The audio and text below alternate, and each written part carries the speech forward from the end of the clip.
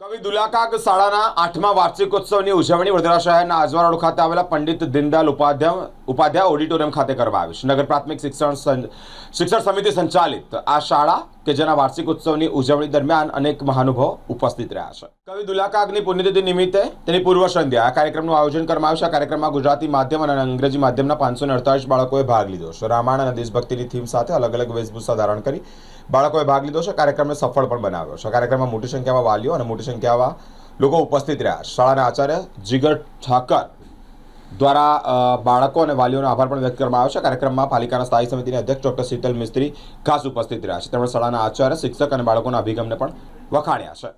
દર વર્ષે 22મી ફેબ્રુઆરીના દિવસે આ આયોજન કરતા હોઈએ છીએ, પણ આ વખતે એક નવો વિચાર સાથે અમે જ્યારે દુલાકાકની પુણ્યતિથિ 22મી ફેબ્રુઆરી આવે છે એની પૂર્વ સંધ્યાએ આ કાર્યક્રમનું આજરોજ આયોજન કરવામાં આવેલું છે. આ કાર્યક્રમની અંદર અંગ્રેજી અને ગુજરાતી માધ્યમના 548 બાળકો ભાગ લઈ રહ્યા છે. એક ચોક્કસ થીમ ઉપર આ કાર્યક્રમ કરવામાં આવે છે. રામાયણની થીમ છે, સાથે સાથે દેશભક્તિની થીમ છે. એ થીમ ઉપર આ કાર્યક્રમ કરવામાં આવે છે. દર વખતે આ કાર્યક્રમ એ અમારા સ્કૂલ કેમ્પસમાં રાખતા હોઈએ છીએ, પણ દર વર્ષે એક ચોક્કસ વિચાર સાથે અમે આવતા હોઈએ છીએ. એટલે આ વખતે આ કાર્યક્રમ પંડિત દીનદયાળ ઓડિટોરિયમની અંદર રાખેલો છે અને આ કાર્યક્રમની અંદર મોટી સંખ્યામાં અમારા વાલીઓ ઉપસ્થિત છે બાળકોને પ્રોત્સાહિત કરવા માટે. સાથે સાથે ટૂંક સમયમાં મેયર, સ્ટેન્ડિંગ કમિટીના ચેરમેન પણ આપણી વચ્ચે ઉપસ્થિત છે. નગર પ્રાથમિક શિક્ષણ સમિતિના ચેરમેન, ઉપાધ્યક્ષ, સાથે સાથે શાસનાધિકારી અને એમની સમગ્ર ટીમ પણ ટૂંક સમયમાં આપણી વચ્ચે ઉપસ્થિત થવાની છે. ત્યારે આ કાર્યક્રમ એક અવિસ્મરણીય બની રહે એ માટે સમગ્ર ટીમ અત્યારે કામ કરી રહી છે. ઘણા લોકો અહીંયા આવ્યા છે અને બેસવાની પણ જગ્યા નથી. સ્વયંભૂ લોકો અહીંયા આવ્યા છે કાર્યક્રમમાં. એટલી આ કાર્યક્રમની પ્રતિષ્ઠા છે. વાલીઓનો અમારા ઉપર વિશ્વાસ આ કાર્યક્રમની અંદર વાલીઓને ખેંચીને લાવ્યો છે.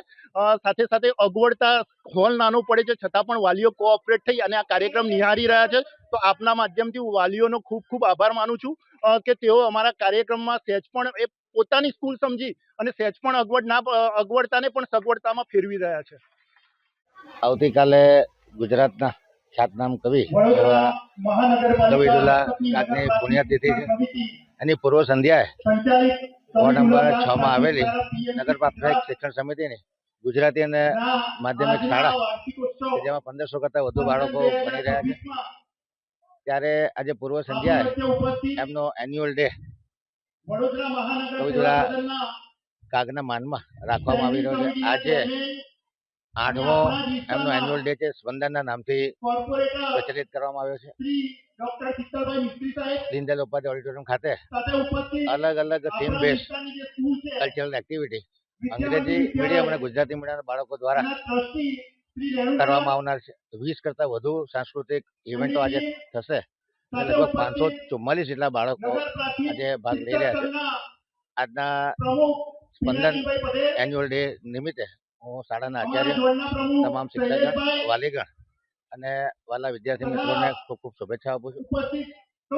ખાસ કરીને વાત કરીએ કે જે શાળાઓ છે એ એમના એથિક્સ, મોરલ, કેરેક્ટર બિલ્ડિંગ થાય અને માર્ક્સ કરતાં એમના ચરિત્ર ડેવલપ થાય, એમના ડિસિપ્લિન આવે, ડિટર્મિનેશન આવે અને ડિરેક્શન આવે કે જે ભવિષ્યના કહી શકાય કે ડૉક્ટરો, એન્જિનિયરો, વૈજ્ઞાનિકો, ખગોળશાસ્ત્રીઓ, નેતાઓ, MBA, IAS, પોલીસ અધિકારીઓ, આર્મીના જવાનો, આ તમામ જે કેરેક્ટરો આગળ જતા આ બાળકો બનવાના છે.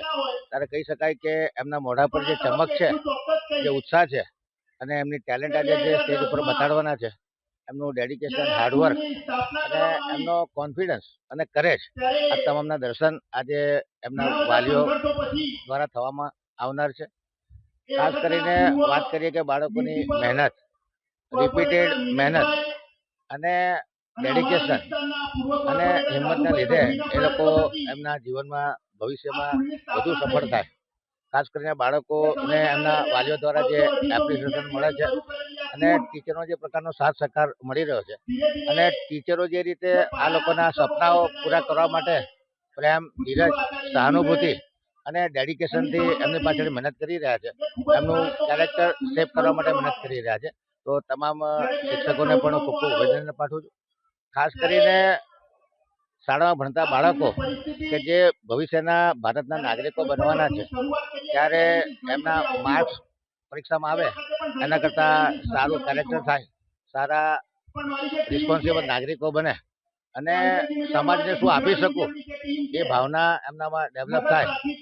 એટલે કહી શકાય કે ભવિષ્યના ભારતનું ઘડતર કરનારા ટીચરો ખૂબ ખૂબ અભિનંદન આપું છું, ખૂબ ખૂબ એમનો આભાર વ્યક્ત કરું છું.